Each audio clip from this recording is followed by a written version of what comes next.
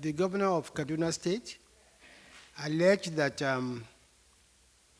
some people within the villa, or within the government, right? Within the villa. Within the villa. Acting, doing everything possible to obstruct peaceful transition. No, see, on a more serious note, one thing I can assure you is that no matter who, this administration is focused and determined to ensure a free and fair election. And I think this administration, and those that matter now, who was the most important person in this administration to me is Mr. President. And I think he has shown by words and by deed that is committed to a free, fair, and credible election.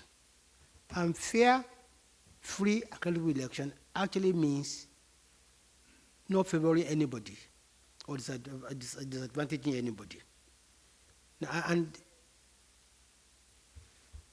everywhere he goes, he makes that very clear. Even as recently as Friday, when he was in Daura, he said the same thing. So if there's anybody who's working against any candidate, we don't know officially. Now, the other question about the Transparency International rating of Nigeria, and my position is the same. Well, you see, we're not fighting corruption because we want to impress Transparency International or any organization whatsoever. We are fighting corruption because we believe if you don't fight corruption, there will be no growth, either in terms of, the economy or even political. Therefore, what we do and what we have put in place to fight corruption is not because we want to be rated by anybody. If, for instance, what we are doing catches the attention of Transparency International and they improve and they give us better marks, so well and good. However, I can assure you that we do not, as a government, know what template TI is using. But whatever template they are using is clearly oblivious of what this administration is doing to fight corruption. Corruption fighting is not just by how many people have you arrested, how many people have you tried, how many people have you convicted. Of course, that even in that respect, we have a very impressive record. Is it EFCC? Is it ICPC? But you see, you should look at what we are doing even to make corrupt practices almost impossible or difficult. I'll just give you two examples. For instance, this administration, when funds were returned from the Abacha loot, and other funds were recovered from the US and the UK and Europe, what the administration did was, rather than pay these funds into the treasury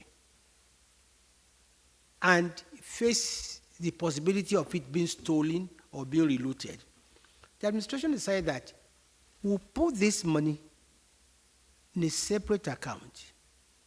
We asked, I think, the NSIA to manage these accounts, and we'll use this money for specific projects. And some of our legacy projects today are actually being financed by money that have been stolen, which have been returned, and which we have kept in one place. To me, this is an example of how to fight corruption. It's an example of how to ensure that people do not steal what has been recovered again. I make proud to say that we have been more proactive in fighting corruption, but people are not willing to see those things that we have put in place in fighting corruption. And that's why I gave you that example of, putting aside money that has been returned for specific projects so that we can monitor how those funds are being used. Now, again, the courage of this administration, even to expose high-ranking,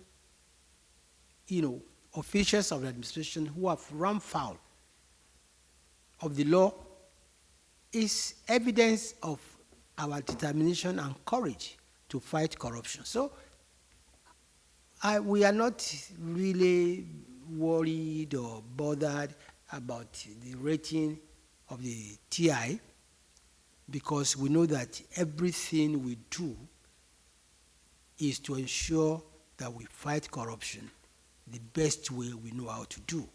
But like I said, if TI is not seeing this, then I think they might have to change their template. But again, we're not fighting corruption to impress them.